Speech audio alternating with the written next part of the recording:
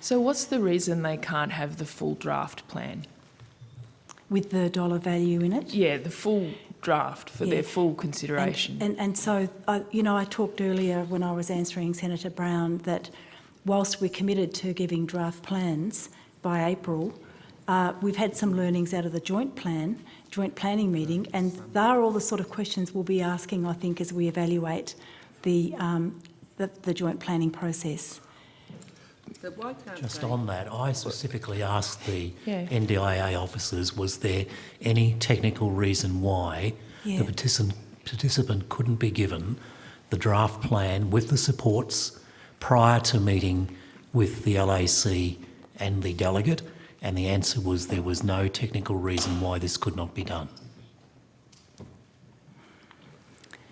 Can I have that? So the plan summary is really important, because when we unpacked why there were lots of unscheduled reviews at the start, because we haven't got the goals right, the informal supports, we hadn't understood the role the carer played in their life. So there was quite a big proportion of plan reviews because those basics weren't right in the first place. So after the first meeting with the LAC, that's where those issues are discussed, and that's why you get the plan summary. That's what we're testing. And so if we're getting the first foundation elements correct. But a week later, Mr McNaughton, we seem to be going around this. I have this sense of deja vu because I've sat in this committee in the previous parliament. We've had these discussions, and I feel like we're having the same discussion and hitting our head against a brick wall yet again.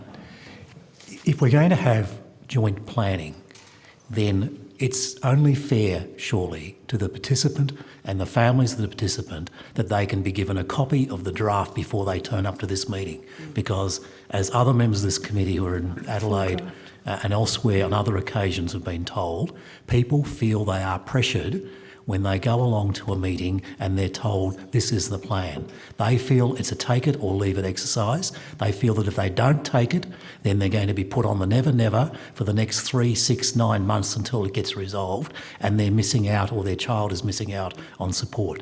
Now, I don't understand for the life of me why in this process a draft plan, proper, fully detailed draft plan, can't be given to the participant and or their families a few days before they have that meeting. And as I said, we were told there's no technical reason why that can't occur.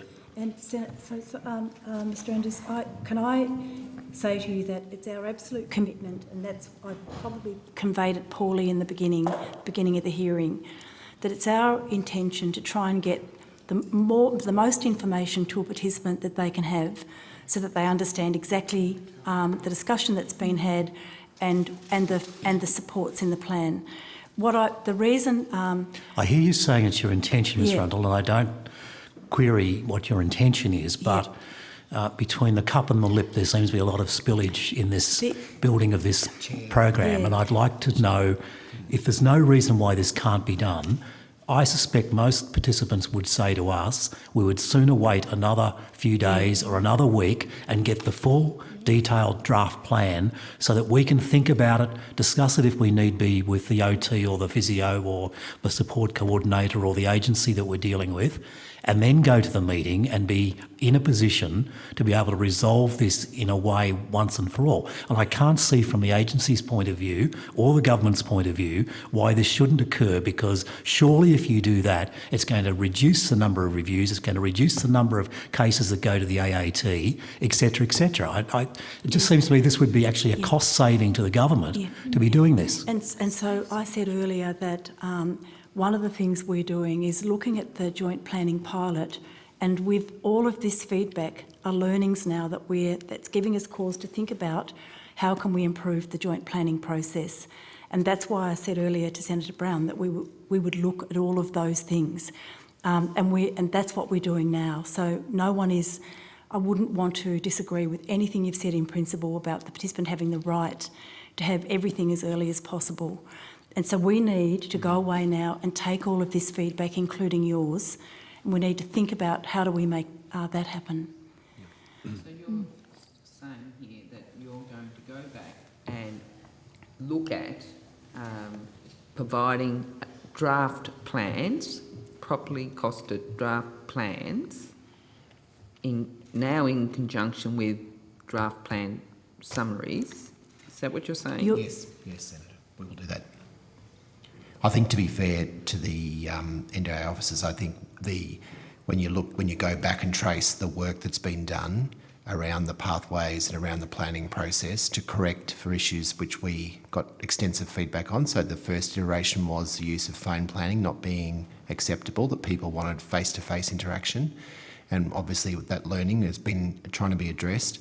I think the other thing is people saying that through the LAC process then that a plan gets submitted and the plan might be altered by a delegate for good reason, but that being a surprise. And so the joint planning is an evolution which deals with that.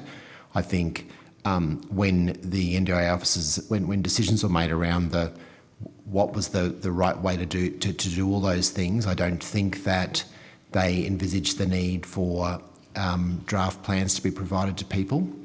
I think they thought the joint planning was the way in which you would do that.